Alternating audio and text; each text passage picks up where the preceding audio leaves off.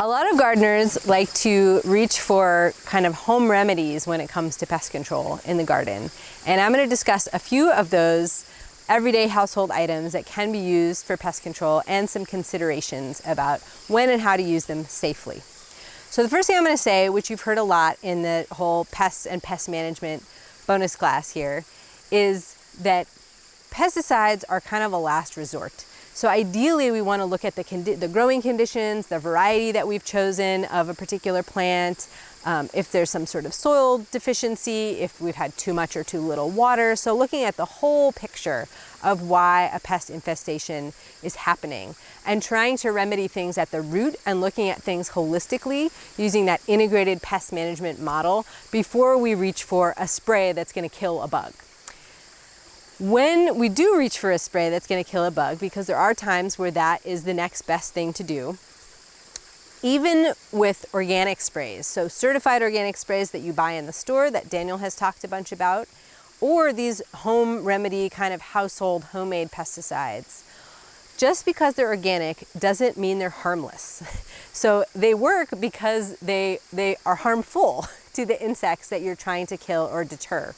And many of them can also be harmful to your skin, to your eyes, to your children, to your pets, and to your plants. So use caution with any kind of pesticide that you use, including homemade pesticides. I just was talking with a friend who is here before the filming of this video, and she said, I asked her, do you have any experience? She's a gardener friend. I asked her if she had any experience using, essential oils or Epsom salt, because those are the ones I was researching at that moment, with pest management. And she said, I don't, but I recently bought this cedar oil based spray, which is basically an essential oil based spray, because there was this huge infestation of cucumber beetles and I nearly killed my cucumber plant. So that cedar oil was so strong that it actually hurt the plant that she was trying to protect by using it.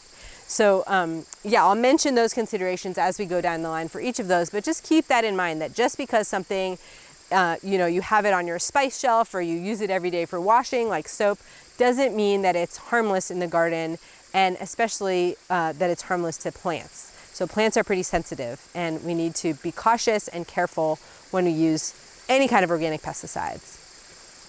One way to approach this is by using the amounts that I mentioned, so not overdoing it.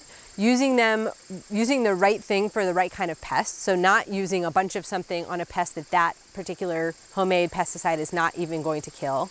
And also doing a test patch, so spraying one section of a plant or one plant with whatever spray you're using, and wait a couple days and see how that plant responds and see how the pest responds before spraying your whole garden or your whole bed of something.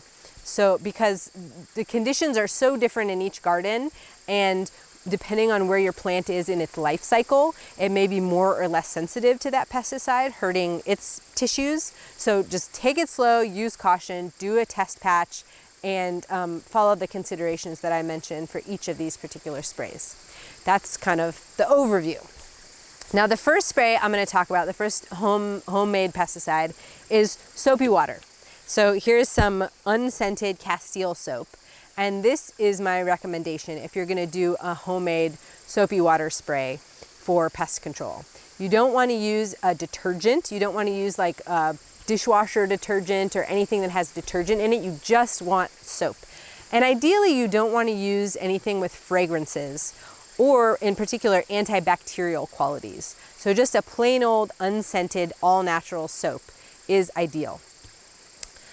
Another thing to consider is that soapy water spray will not work if you have hard water. So the water needs to be neutral to slightly acidic. And if you don't know, or if you know you do have hard water, the easiest thing to do is just buy a bottle of distilled water and use that to mix with your soap for the soapy water spray. In the online gardening school Facebook group, I've seen a lot of people posting, I had this pest, so I sprayed with soapy water for just any old pest. And the reality is soapy water sprays work for soft-bodied insects. So aphids, thrips, spider mites are like sometimes, let's see what else is on the list here. maybe white flies, maybe squash bugs when they're immature. So a lot of immature bugs before they get their hard outer coating can be affected by soapy water spray. But things like beetles and mature squash bugs and mature leaf hoppers, they are not deterred by soapy water spray. So it's a waste of soap and potentially harmful to your plant if you spray those kinds of pests with soapy water. Another thing to keep in mind is that soapy water it's the moist soap has to come in contact with the animal. So once the soap has dried, then it's not effective. So you want to spray soapy water ideally on a cloudy day, in the early evening, in the very early morning, so it's not going to be baked by the sun right away and dried up. Also, the soap in the soapy water spray can break down the waxy cuticle on plant leaves, and I think Daniel mentions this too with Safer Soap, which is basically just a purchased product that is a soapy water mix. So the plant leaves have protective coatings on them so that they don't get sunburned. And if you spray soapy water on a plant and then it's a blazing hot day with direct sun right on that soapy leaf, it could burn the leaf. So like I said, just try a test patch, ideally on a cloudy day in the early morning or the evening for soapy water spray. So a recipe for making your own soapy water spray pesticide, and I'll write this in the description beneath this lesson, is 1 tablespoon of soap per quart of water. And make sure that that water is not hard water. So 1 tablespoon per quart, and then use that in a hand sprayer or a pump sprayer. And you can look at how to apply pesticides for more on application.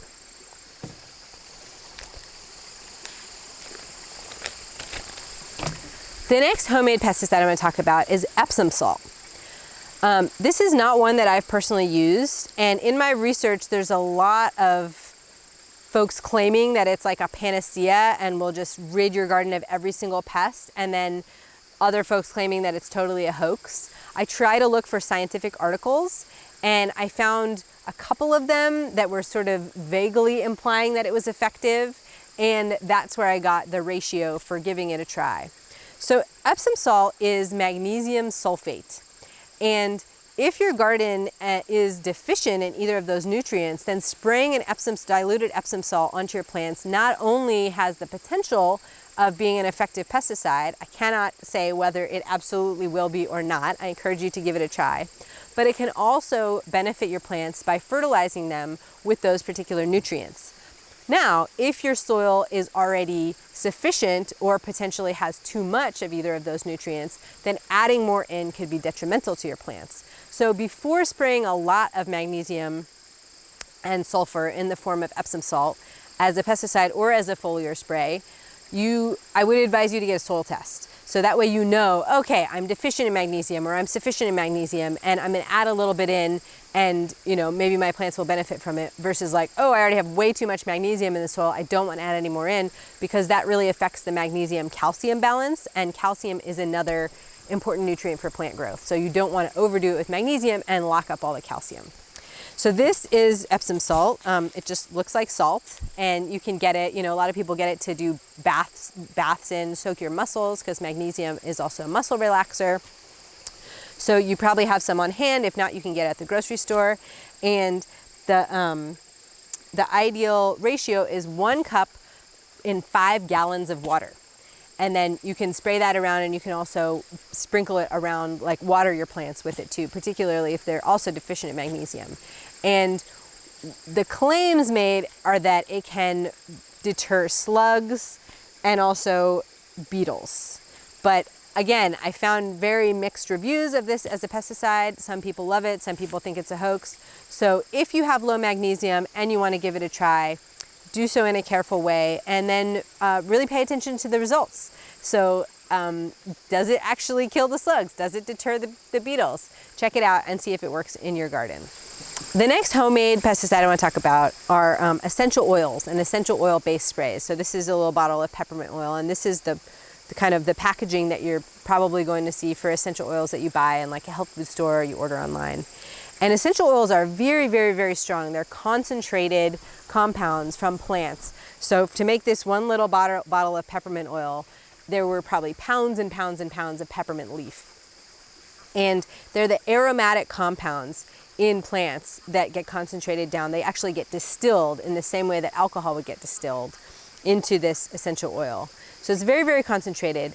And essential oil actually has the capacity to burn human skin, definitely eyes if you get it in your eyes. It can be very harmful to pets, so cats in particular are sensitive to it, and dogs also. And children, if they get it on their skin is a lot more sensitive. So essential oils are a natural product, but they're very strong, and they're not without any danger.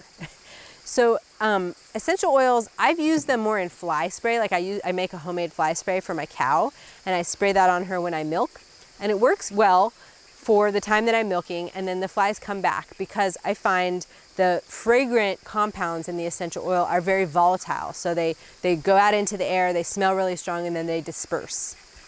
If you've ever used an essential oil based or all natural bug spray, you probably had that same experience. Like it works for half an hour, and then it stops working. So I haven't tried this in my garden because I've noticed that it doesn't work for a very long period of time with bug spray and things like that. But in some of the research that I did, folks were saying just an application once a week works really well in the garden, especially if you mix it with a little bit of soapy water. With a little bit of soap and dilute it in water for a spray. So if this is something you're interested in, give it a try, but be careful to dilute it and to not leave an open bottle around where a child or a pet could get into it, and just observe, and don't burn your plants with it. So don't put too much on a plant leaf because it definitely can burn plant leaves. Some of the essential oils that I found cited again and again in the research that I did were cedar oil, rosemary oil, and peppermint oil. So I would start with one or all three of those to begin with if you want to try out an essential oil-based pesticide. And the recipe that I came up with was 1 gallon of water, 1 teaspoon of essential oil, so that could be one kind or a mixture. That's about 20 drops is 1 teaspoon, and 5 drops of dishwashing soap. So not a detergent like for a dishwasher, but just dish soap, and not one that has a lot of fragrance or antibacterial stuff. So just a very basic dish soap, and that just helps keep the oil emulsified in the water liquid. And you want to shake that around a lot and put it into a pump sprayer ideally, or a spray bottle, and apply it to your plants. Now I did see several scientific articles that showed essential oil-based sprays were effective for aphids, thrips, and mites. So if those are the kinds of pests that you have that you're dealing with, and go ahead and try an essential oil-based spray. I also found some anecdotal information that claimed essential oil sprays worked well for fungus, cabbage loopers, beetles, and whiteflies and squash bugs. So if you have any of those, you could give it a try. I don't have personal experience, but that is what I could find in the research. The last homemade pesticide that I'm going to talk about involves chili pepper, cayenne, garlic, and onions, which sounds delicious, and it's nearing dinner time, so that makes my mouth water. But it does not make the mouth water of some pests. So cayenne has an active component called capsaicin, and it's the burny part of the chili pepper. So alliums, garlic and onions, also have volatile compounds that bring that spiciness to them and can deter pests. And when I was in Mexico at a permaculture site, Tonantzin-Tlali, outside of Oaxaca City, and in a little town called Ejutla, this wonderful man there who was developing all of these crazy permaculture contraptions had developed basically a bicycle pedal powered fan that would spray chili powder all over the bases of trees. And he would grease up the bases of the trees with used motor oil, and then the chili powder would stick to the used motor oil, and it would deter ants from getting up and tending to the aphids on the trees. So ants and aphids have this symbiotic relationship where the ants protect the aphids.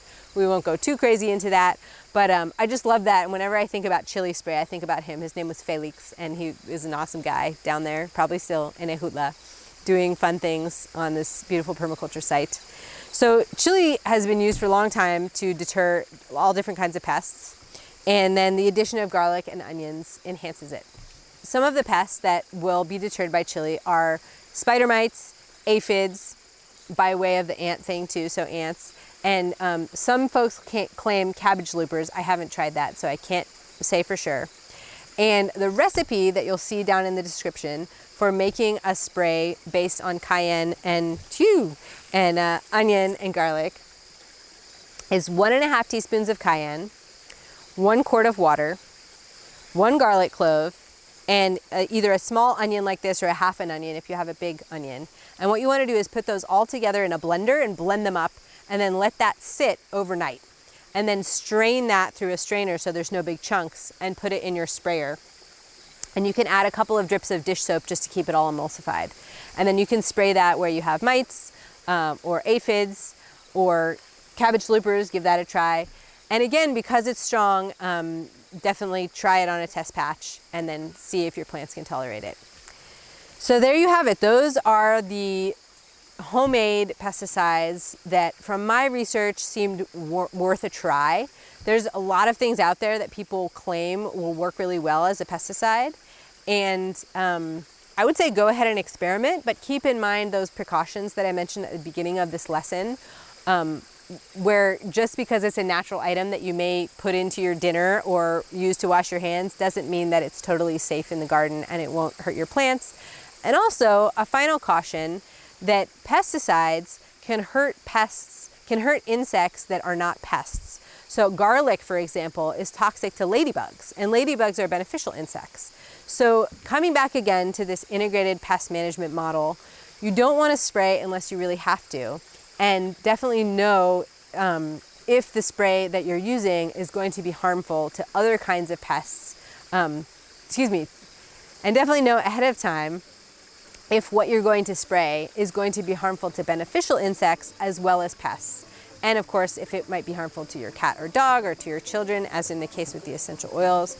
So use caution even with homemade pesticides, and remember to feed your plants, feed your soil, and experiment and see what works for yourself.